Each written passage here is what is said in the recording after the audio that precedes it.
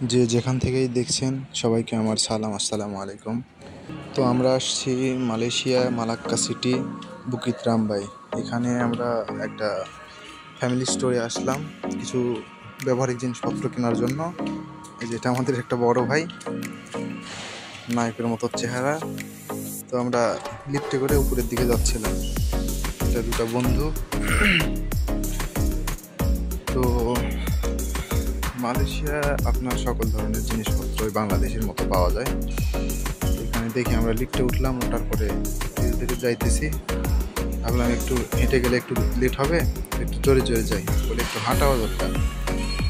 কিছুক্ষণের মধ্যে পেয়ে গেলাম আমাদের গন্তব্যস্থান। এখানে গিয়ে আমরা প্রথমেই দেখতে পাইলাম মেয়েদের শুজ, এক কথায় এভরিথিং। ফ্যামিলি স্টোর মানে সব কিছুই পাওয়া যায় এখানে।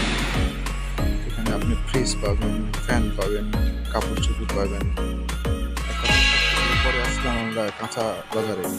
কাঁচা বাজারের সাইডে এসে দেখলাম আমাদের বাংলাদেশে যেগুলো আহ, তো তারপরে আসলাম মাছের বাজার থেকে। এখানে বিভিন্ন ধরনের মাছ, এখানে বাংলাদেশি দেশীয় মাছ, আবার হচ্ছে যে